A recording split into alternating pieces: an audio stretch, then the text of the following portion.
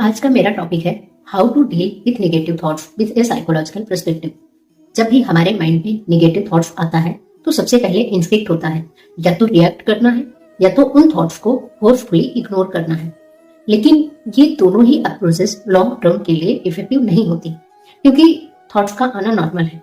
Problem thoughts का आना नहीं है, प्रॉब्लम है हम उन थॉट्स के साथ में करते क्या है। तो जब भी मेरे माइंड में नेगेटिव थॉट्स आते हैं तो मैं क्या तरीके यूज करती हूँ वो आज आपके साथ शेयर करूंगी। स्टेप 1, रिएक्ट मत करो, पॉज लो। जब भी आपके माइंड में नेगेटिव थॉट्स आए तो तुरंत रिएक्ट करने के बजाय एक छोटा सा पॉज लो।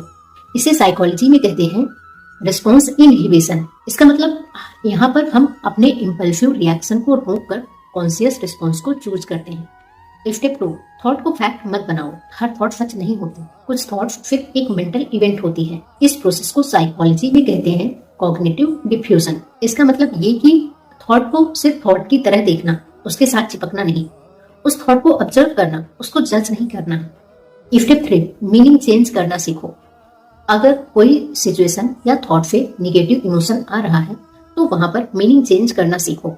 इसे साइकोलॉजी में कहते हैं कॉग्निटिव रीअप्रेजल। मतलब सेम सिचुएशन को अलग नजरिए से अगर देखा जाए तो उसका जो इमोशनल इम्पैक्ट होता है वो ऑटोमेटिकली कम होने लगता है।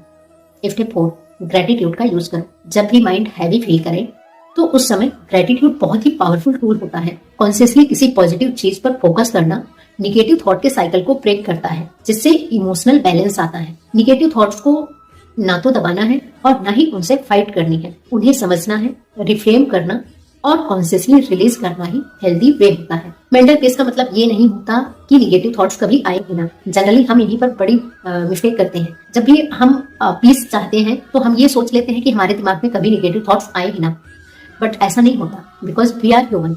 थॉट्स आना नॉर्मल है और वो आएगा ही। मेंटल मैच्योरिटी का मतलब ये है कि जब भी नेगेटिव थॉट्स आता है तो हम उनके कंट्रोल में ना जाएं। अवेयरनेस, चॉइस एंड रेगुलेशन, यही हेल्दी माइंड की पहचान है।